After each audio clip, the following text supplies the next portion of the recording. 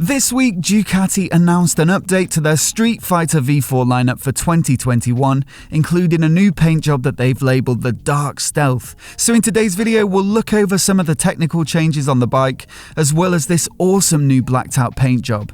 But before we get started, if you're new here and you want to see more of the latest new bikes for 2021, then please do remember to hit subscribe. I'll be covering as many of them as possible, so be sure to subscribe if you want to see those videos as soon as they go live. Now, I've already covered the Streetfighter V4 specs in some detail in a previous video, so there's a link to that in the description in case you haven't already seen it. But regardless, here's a quick summary. It's essentially Ducati's Panigale V4 sports bike, but with the fairings removed, flat handlebars, and a more road-focused gearing and engine tune which favours acceleration and mid-range pull over pure top speed and high revving power. That said, power is still immense, with a peak of 208 horsepower at 12,750 RPM from its 1103cc Desmo Sedici Stradale V4 engine.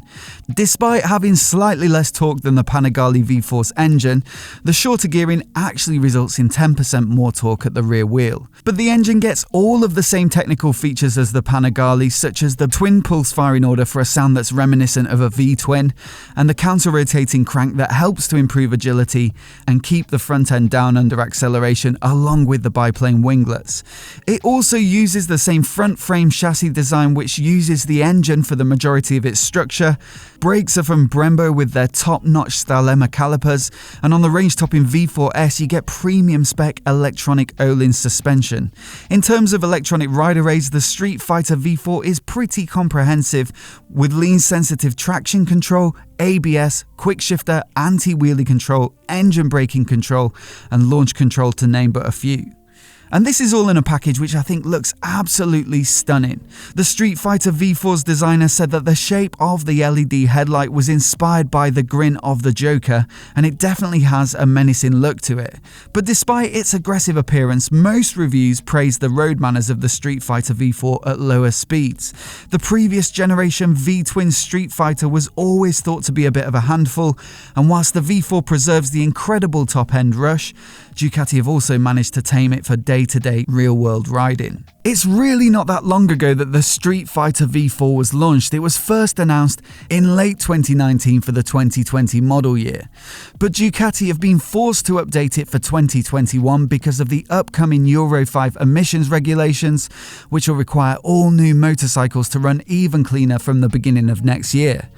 The majority of Ducati's work on the Streetfighter V4 has been in the exhaust line, and they describe the changes as following.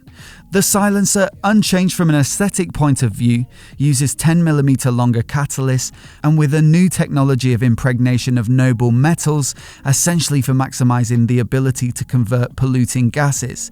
The lengths and dimensions of the exhaust primaries at the rear bank of cylinders have been optimised to minimise the ignition time of the catalytic converter whilst maintaining engine performance unchanged. Compared to the Euro 4 models, the manifolds of the rear bank have been shortened by 100mm and reduced in diameter, going from 42mm to 38.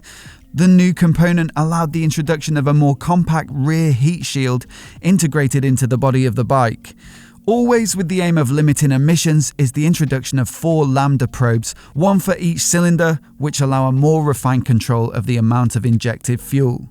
Although it might not sound that exciting on the face of it, and although peak power and torque remain the same, there's a pretty significant shift in the revs at which peak torque is produced. The peak power output of 208 horsepower has moved up from 12,750 by 250 RPM to 13,000, but peak torque of 123 Nm has moved down by 2,000 RPM from 11,500 to 9,500.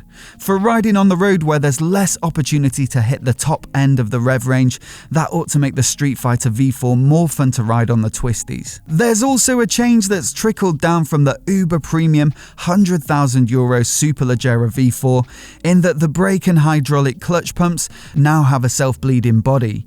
Air in the brake and clutch fluid can can lead to a squishy feel at the lever and reduced performance, but the new design allows for natural bleeding, which removes the need to bleed the lines manually. That's a couple of nice tweaks, but the headline change to the Streetfighter V4 lineup is the addition of a new black paint job. For last year, both the standard V4 and the more premium V4S were only available in Ducati's typical flat red colour scheme, but for 2021, the V4S will now come in both the red and a new matte black version. The headlight cowl, tank, side panels, seat unit and belly pan all get the matte black treatment, although the engine casings and upside down forks still add a pop of gold. Personally, I don't mind a Ducati in black. The Diavel, Monster Stealth and Scrambler 1100 all look great to me, but for a sporty model like the Streetfighter V4, I think I'd have to go for the red. Let me know which you'd pick in the comments below. Pricing for the V4 remains at £17,795 and £19,995 for the V4S, which has the electronic Olin system and lightweight forged Marcassini wheels, contributing to a 2 kg saving in total dry weight.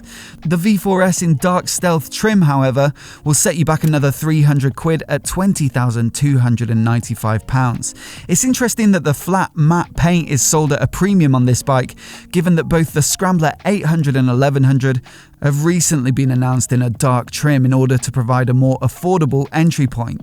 It looks pretty damn awesome though, and I'd love to hear your thoughts down in the comments below. Is the blacked out version worth the extra £300, or should Ducatis just always be red? Let me know in the comments, and if you're new here and you want to see more videos like this, hit subscribe and I'll catch you next time.